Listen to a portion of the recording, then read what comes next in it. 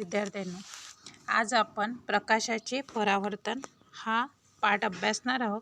यामध्ये आपल्याला आरसा व आरशाचे प्रकार हा भाग शिकायचा आहे। गोलीय आरसे व त्याद्वारे मिळणाऱ्या प्रतिमा तसेच गोलीय आरशामुळे होणारे विचलन एवढे भाग आपण यात अभ्यासू। आता सर्वप्रथम आपल्या पाठाचं नाव आहे प्रकाशाचे परावर्तन। मग प्रकाश म्हणजे काय हा सर्वात महत्त्वाचा आपला प्रश्न आहे। प्रकाश म्हणजे काय पहा, आपण प्रकाशाच्या अस्तित्वामुळे प्रकाश असल्यामुळे आपल्या निसर्गात असणाऱ्या सर्व घटनांची माहिती घेऊ शकतो। तसेच सूर्योदय आहे, सूर्यास्त आहे, इंद्रधनुष्य आहे यासारख्या विविध निसर्गातील किमयांचा आनंदसुद्धा आपण घेऊ शकतो। रात्री चमकणारे तारेसुद्धा आपण काय करू शकतो, अंधारात चमकणारे तारेसुद्धा या प्रकाशाच्या माध्यमातून आपण पाहू शकतो।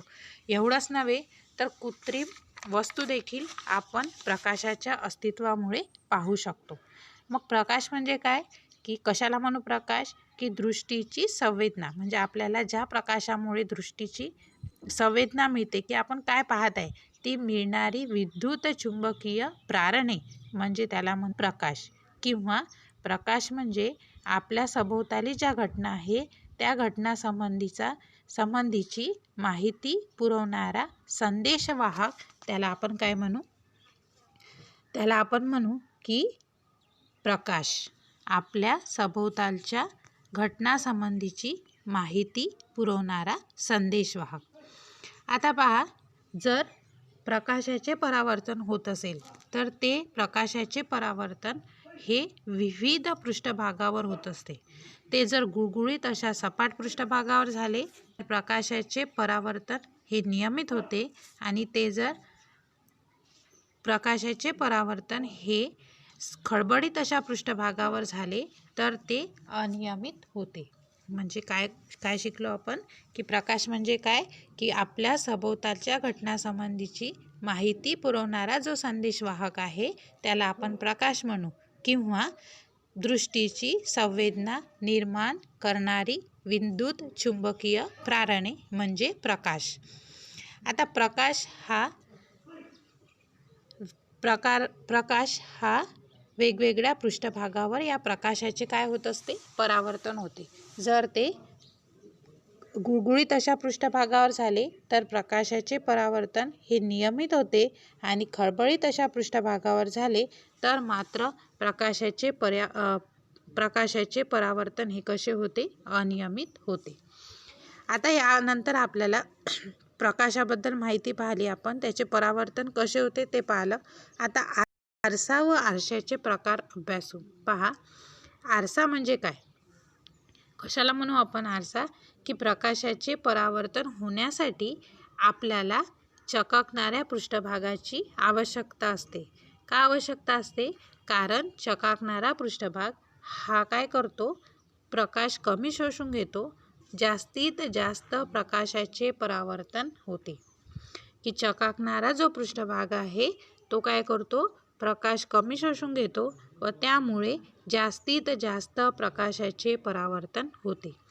विज्ञानाच्या भाषेत जर आपल्याला सांगायचे झाले तर जो पृष्ठभाग प्रकाशाचे परावर्तन करून सुस्पष्ट प्रतिमा तयार करतो त्याला आपण आरसा असे म्हणतो।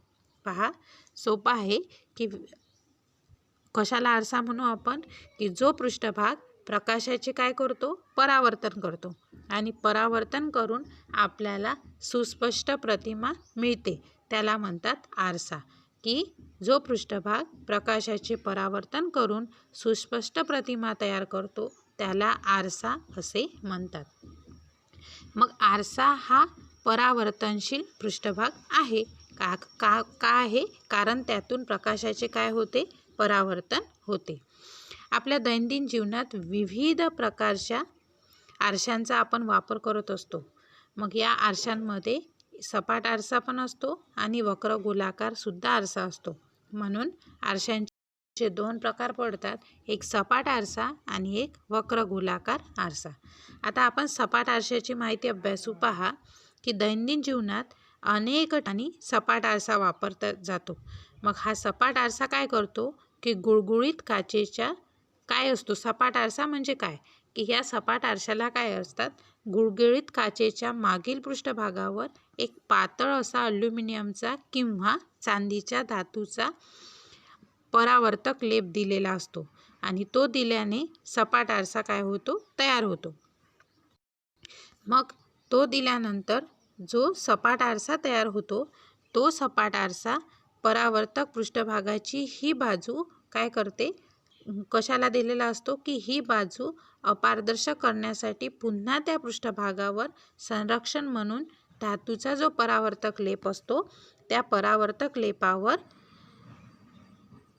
लेड ऑक्साईडचा सारख्या पदार्थाचा लेप लावलेला असतो. पहा काय आहे, सपाट आरशाची रचना कशी आहे की आपण जो सपाट आरसा वापरतो त्या सपाट आरशाच्या गुळगुळीत काचेच्या मागील पृष्ठभागावर एक पातळ अल्युमिनियमचा किंवा चांदीचा अल्युमिनियम धातूचा किंवा चांदीच्या धातूचा लेप लावतात, परावर्तक लेप.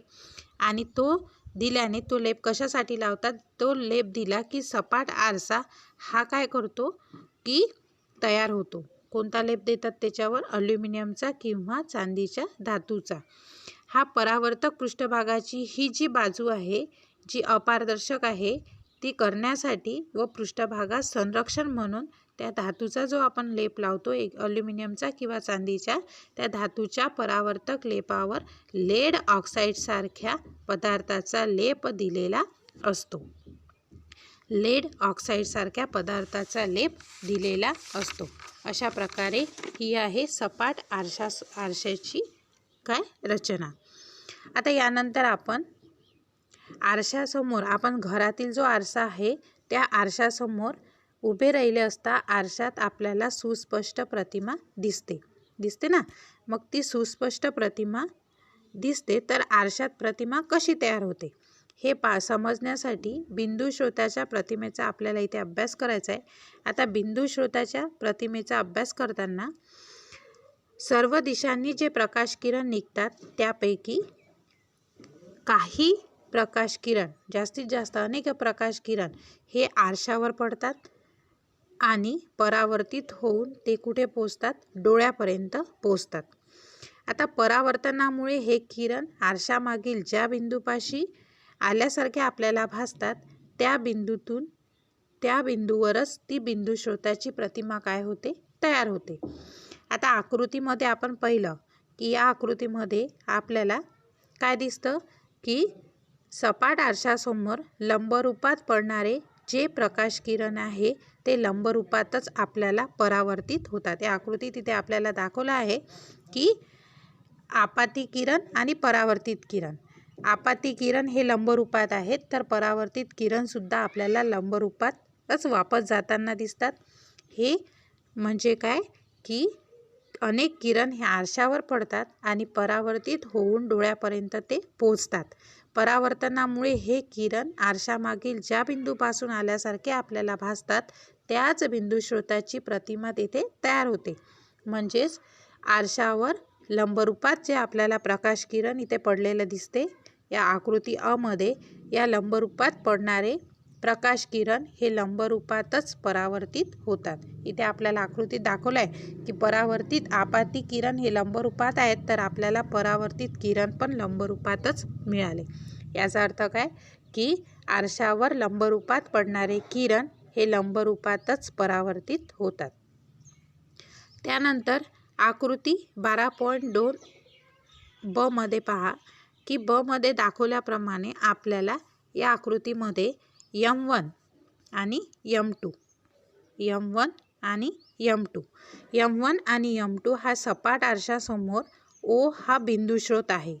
आता O हा बिंदू स्रोत काय करतो की OR1 आणि OR2 या दोन आपाती किरण परावर्तन नियमानुसार R1S1 आणि R2S2 या मार्गांनी काय होतात, परावर्तित होतात. O पासून जो हा बिंदू स्रोत आहे या O बिंदूपासून म्हणजे OR1 आणि OR2 हे दोन आपाती किरण आहेत.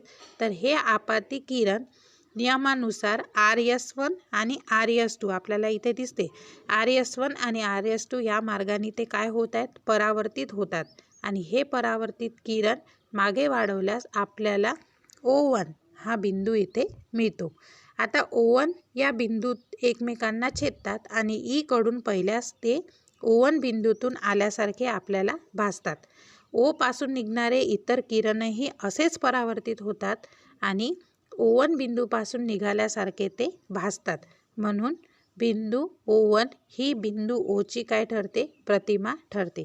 याचा अर्थ काय की किरण प्रत्यक्ष एकमेकांना कधीच छेदत नाहीत. तर काय, म्हणून या प्रतिमेला आपण म्हणतो आभासी प्रतिमा. का म्हणतो?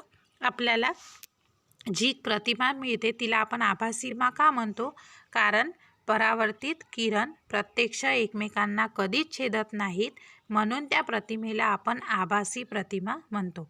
प्रतिमेचे आरशासमोरचे लंबरूप अंतर हे बिंदू स्रोताच्या आरशासमोरच्या आरशापासूनच्या लंबरूप अंतरा एवढे असते. काय आहे की प्रतिमेचे आरशापासूनचे लंबरूप अंतर हे बिंदू स्रोताच्या आरशापासूनच्या लंबरूप अंतरा एवढेच असते. आता हे का असते? कारण परावर्तित किरण प्रत्यक्ष एकमेकांना कधीच छेदत नाही, म्हणून त्याला आपण आभासी प्रतिमा म्हणतो. आणि या प्रतिमेचे आरशापासूनचे हे लंबरूप अंतर आहे ते बिंदू स्रोताच्या आरशापासूनच्या लंबरूप अंतरा एवढेच असते. आता बिंदुरूपी स्रोताऐवजी जर आपण विस्तारित स्रोत घेतला, म्हणजे आकृतीत दाखवल्याप्रमाणे पेन्सिल घेतली, हा विस्तारित स्रोत आहे. या विस्तारित स्रोताला प्रत्येक बिंदूची प्रतिमा तयार होते जेव्हा आपण ही पाहतो तेव्हा, आणि ती होऊन संपूर्ण स्रोताची प्रतिमा आपल्याला इथे मिळते जशीच्या तशी. तर ही स्रोताची प्रतिमा आकृतीत 12 क मध्ये आपल्याला दाखवली आहे. तर या दाखवणे M1 M2 या आरशासमोर जर PQ हा विस्तारित स्रोत जर आपण ठेवला, इथं पेन्सिल आपण ठेवली आहे, तर P ची प्रतिमा P1 येते, तर Q ची प्रतिमा आपल्याला Q1 येथे काय होते? तयार होते. आणि याचप्रमाणे PQ मधील सर्व बिंदूच्या प्रतिमा तयार होतात आणि संपूर्ण विस्तारित स्रोताची म्हणजे P1 Q1 अशी प्रतिमा आपल्याला मिळते. म्हणजे काय की याचा अर्थ काय की सपाट आरशाची प्रतिमा आकाराने स्रोता एवढीच असते. आता इथे आपण सपाट आरशाचे 3 भाग अभ्यासले. पहिला अभ्यासला की जर आपण या सपाट आरशावर लंबरूपात प्रकाश किरण टाकले तर लंबरूपात पडणारे प्रकाश किरण हे आपल्याला लंबरूपातच परावर्तित होतात. जर आपण बिंदू स्रोतातून टाकले तर आरशापासून ते आपल्याला लंबरूप अंतरा एवढेच असते. आणि म्हणजे काय की जर आपण बिंदू स्रोतापासून आरशाची प्रतिमेची निर्मिती केली तर प्रतिमेचे आरशापासूनचे लंबरूप अंतर हे बिंदू स्रोताच्या आरशापासूनच्या लंबरूप अंतरा एवढेच असते. आणि तिसरा पॉईंट इथे अभ्यासला, जर आपण विस्तारित स्रोताची प्रतिमा मिळवली आरशासमोर तर सपाट आरशाची विस्तारित स्रोताची प्रतिमा ही आकाराने स्रोता एवढीच असते. म्हणजे आपण जेवढा मोठा स्रोत घेतला विस्तारित, इथे आपण पेन्सिल घेतली होती, तसं आपण जर आणखी एखादा दुसरं काही घेतलं तर आपल्याला ती प्रतिमा जेवढीची तेवढीच मिळते. म्हणजे विस्तारित प्रतिमा ही सपाट आरशामध्ये काय मिळते? स्रोता एवढीच आपल्याला मिळते. हे 3 भाग इथे आपण अभ्यासले. आपण प्रकाश म्हणजे काय, त्यानंतर प्रकाशाचे नियमित परावर्तन कुठे होते? गुळगुळीत भागावर, आणि अनियमित परावर्तन हे खळबळीत भागावर होते. त्यानंतर आरसा अभ्यासला. आरसा म्हणजे काय? या आरशामध्ये 2 प्रकार आहेत, एक गोलीय आरसा आणि एक सपाट आरसा. तर आपण इथे सपाट आरसा अभ्यासला आणि सपाट आरशामध्ये आपण 3 पॉईंट शिकलो की आरशावर लंबरूपात पडणारे किरण आपल्याला कशा प्रकारे मिळतात, बिंदू स्रोतामुळे आरशातील प्रतिमेची निर्मिती कशी होते, आणि विस्तारित स्रोतामुळे आरशातील प्रतिमेची निर्मिती कशी होते.